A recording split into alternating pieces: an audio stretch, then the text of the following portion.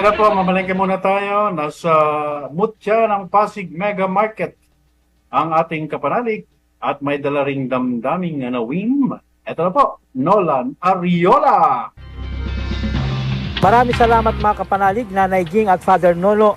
Narito ang presyo ng mga pangunahing bilhin sa Mutya ng Pasig Mega Market sa pakikipagtulungan ng Administration Office.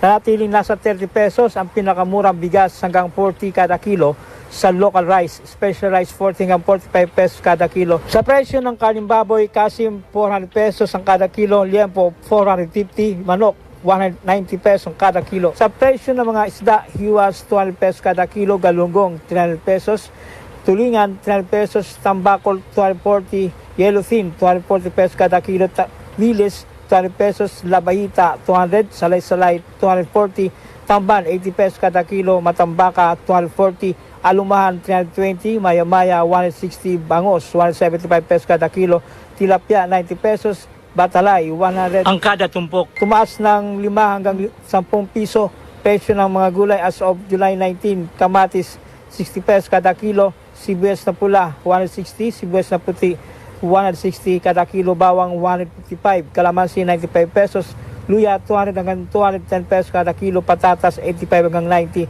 carrots 130, Baguio beans 145, peche Baguio 85 hanggang 90, peche Tagalog 85 pesos, sayote 60, kalabasa 60 pesos kada kilo, sitaw 130 hanggang 135, ampalaya 120 hanggang 125, talong 130, siling pula 130, repolyo 85 pesos, broccoli 275 pesos ang kada kilo.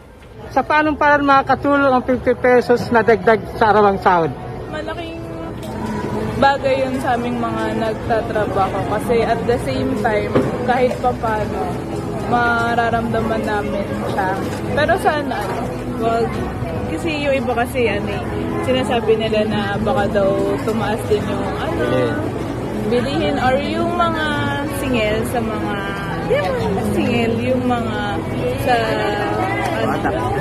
bawas like sa SSD. Pero kung titignan mo naman in a good side, malaking bagay po. Ano naman ang panawagan mo sa pamahalaan? Dagdagan para maraming mabibili pa na kaysa dating sahod na napakababa. Mas maganda yung dagdagan niya para mas ganahan pa sa pagtrabaho. Diba? Hindi marami rin mabibili sa pang-araw-araw.